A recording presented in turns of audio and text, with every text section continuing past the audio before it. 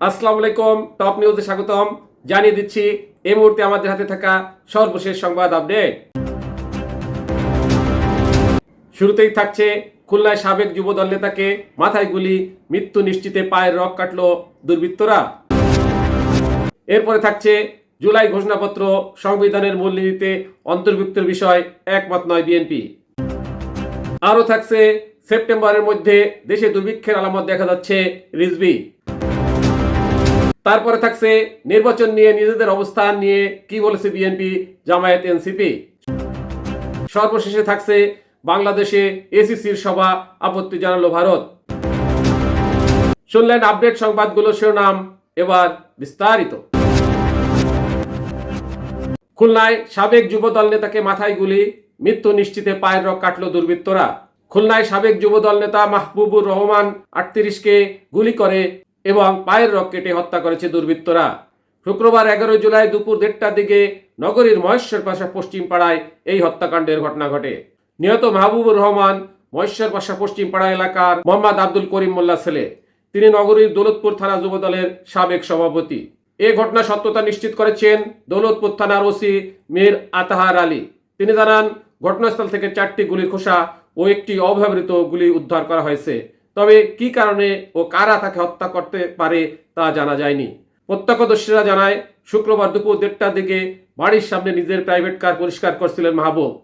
এ সময় মোটরসাইকেলে করে আসা 3 ব্যক্তি গাড়ির সামনে দাঁড়িয়ে তাকে লক্ষ্য করে গুলি ছুটতে থাকে। এতে তিনি গুলিবিদ্ধ হয়ে মাটিতে পড়ে যান। এ সময় তারা মৃত্যু নিশ্চিত করতে ধারালো অস্ত্র দিয়ে কুপিয়ে তার পায়ের রক কেটে দেয়। দৌলতপুর থানার ওসি মীর আতাহার আলী জানান, দুপুর 1টার দিকে মাহবুবুর রহমান বাসার সামনে নিজের প্রাইভেট কার পরিষ্কার করছিলেন। এ সময় হেলমেট পরা অবস্থায় 3 জন একটি মোটরসাইকেলে এসে তাকে লক্ষ্য করে গুলি করতে থাকে। একটি গুলি তার মাথায় লাগে, তিনি মাটিতে লুটিয়ে পড়েন।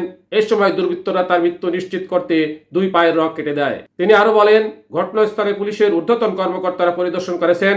হত্যাকাণ্ডের কারণ উদ্ঘাটন সহ হত্যাকারীদের শনাক্ত করার চেষ্টা করা হচ্ছে। জুলাই ঘোষণাপত্র সংবিধানের মূলনীতিতে অন্তর্ভুক্তির বিষয়ে একমত নয় বিএনপি। এ বিষয়ে দলটির স্থায়ী কমিটির সদস্য সালাউদ্দিন আহমেদ বলেন, ঘোষণাপত্রের পুরোটাই না নিয়ে জুলাই আগস্ট ছাত্র গণ অভ্যুত্থানের চেতনাটুকু ধারণ করে স্বীকৃতি দেওয়ার জন্য চতুর্থ তফসিলে শুধু জুলাই অভ্যুত্থান 2024 আনা যেতে পারে। অন্যদিকে সংবিধানের রাষ্ট্র পরিচালনার মূলনীতিতে জুলাই ঘোষণাপত্রের স্বীকৃতি ও কার্যকারিতা চায় জাতীয় নাগরিক পার্টি এনসিপি। সালাউদ্দিন আহমেদ আরো বলেন, আমরা গণ অভ্যুত্থান 2024-এর গুরুত্ব, মর্যাদা, মহিমা ধারণ করি। আমরা এটাকে স্বীকৃতি দেই, সারা জাতি এটাকে স্বীকৃতি দেয়। এটাকে আমরা যথাযথ মর্যাদায় রাষ্ট্রীয়ভাবে স্বীকৃতি দিতে চাই। তিনি বলেন, জুলাই ঘোষণাপত্র সম্পর্কে একটি রাজনৈতিক দলের দাবির প্রেক্ষিতে সরকারের উপর দায়িত্ব বর্তেছে। সরকার এখানে মধ্যস্থতাকারীর ভূমিকা নিয়ে এ ঘোষণাপত্র প্রণয়নের উদ্যোগ নিয়েছে। আমরা ইতিপূর্বে সেরকম একটি প্রস্তাব পাওয়ার পরে গত 12 ফেব্রুয়ারি 2 জন উপদেষ্টার কাছে আমি নিজেই আমাদের দলের পক্ষ থেকে সিদ্ধান্ত অনুসারে ঘোষণাপত্রের বিষয়ে আমাদের মতামত সম্বলিত একটি ড্রাফট হস্তান্তর করেছিলাম, কিন্তু আমরা তার কোনো ফিডব্যাক পাইনি। বিএনপির স্থায়ী কমিটির এই সদস্য বলেন, কয়েকদিন আগে সরকারের একজন উপদেষ্টা আমাদের মহাসচিব মির্জা ফখরুল ইসলাম আলমগীরের সঙ্গে যোগাযোগ করে জুলাই ঘোষণাপত্র সংক্রান্ত তাদের একটা প্রস্তাব দিয়েছে। আমরা আগে যে প্রস্তাব দিয়েছিলাম তার কিছু কিছু বিষয় এটার মধ্যে অন্তর্ভুক্ত ছিল। আমরা দলের সর্বোচ্চ ফোরামের সঙ্গে আলোচনা করে একদিনের মধ্যে আমাদের দলের মতামত একটি ড্রাফট করে সরকারের সেই উপদেষ্টাকে প্রেরণ করেছি। এখন পরবর্তী সিদ্ধান্ত কি হয়, আলাপ আলোচনা কি হয়, সেটার জন্য অপেক্ষা করছি। সেপ্টেম্বরের মধ্যে দেশে দুর্ভিক্ষের আলামত দেখা যাচ্ছে রিজভী। দেশের সার্বিক অর্থনীতির পরিস্থিতি বিবেচনায় দেশে দুর্ভিক্ষের আলামত দেখছে বিএনপি। দেশের চলমান এই সংকট নিরসনে নির্বাচনের কোনো বিকল্প নেই বলে মন্তব্য করেছেন দলটির সিনিয়র যুগ্ম মহাসচিব রুহুল কবির রিজভী।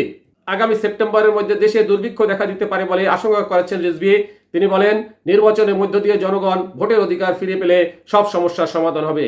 আর দুর্ভিক্ষের মতো পরিস্থিতি তৈরি হলে মানুষ কাউকে ছেড়ে দেবে না বলেও হুঁশিয়ারি দেন তিনি। রিজভী বলেন, 18 নির্বাচনে অংশগ্রহণের মাধ্যমে বিএনপি প্রমাণ করেছে হাসিনার অধীনে নির্বাচন সম্ভব নয়। ফ্যাসিবাদ নানা ছিদ্রপথে প্রবেশের চেষ্টা করেছে। এখনো সচিবালয় প্রশাসনের ফ্যাসিবাদ বহাল আছে, তারা মাথাছাড়া দিতে পারেও বলে উল্লেখ করেন তিনি। নির্বাচন নিয়ে নিজেদের অবস্থান নিয়ে কি বলছে বিএনপি, জামায়াত, এনসিপি? নির্বাচন নিয়ে গরম বাংলাদেশের রাজনীতির মাঠ। আগামী রমজান শুরুর আগে নির্বাচন হতে পারে এমন আভাস দেওয়া হচ্ছে সরকার থেকে।